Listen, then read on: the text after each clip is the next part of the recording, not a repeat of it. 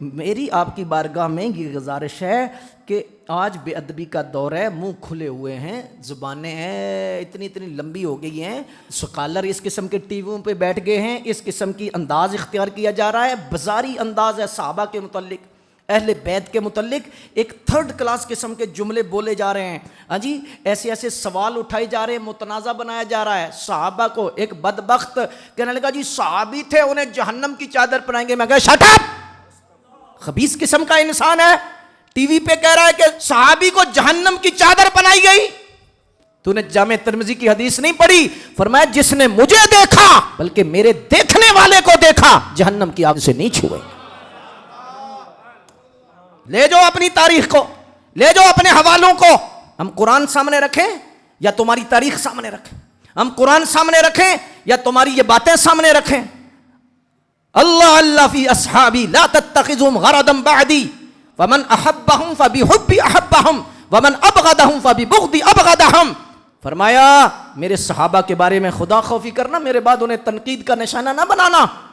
ومن احبهم فبحبی احبهم، ان سے محبت کرنا میری محبت کی وجہ سے۔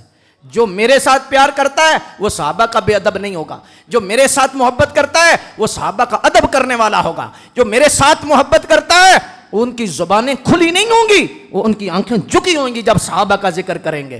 وَمَنْ أَبْغَضَهُمْ فَبِبُغْضِ أَبْغَضَهُمْ، فرمایا جو ان سے بغض رکھے گا، سنو، نمازیں تمہارے منہ پہ ماری جائیں گی، تمہاری داڑیاں تمہارے منہ پہ ماری جائیں گی، تمہارے سب نظر و نیاز دیگیں تمہارے منہ پہ ماری جائیں گی۔ فَمَنْ أَبْغَضَهُمْ فَبِبُغْضِ أَبْغَضَهُمْ، جو صحابہ سے بغض رکھے گا وہ مجھ مدینے والے سے بغض رکھے گا۔ جی یہ جامع ترمذی کی کیا حدیث شریف نہیں؟ تو اس قسم کے جانور قسم کے لوگ آج بول رہے ہیں، اور آج اس طرح محتاط بولنے کی ضرورت ہے، محتاط رہنے کی ضرورت ہے۔ آپ کی بارگاہ میں میں اس لیے یہ عرض کر رہا ہوں کہ آج یہ آگ آپ کے ہاتھ میں ہے، آپ کو جلا نہ دے۔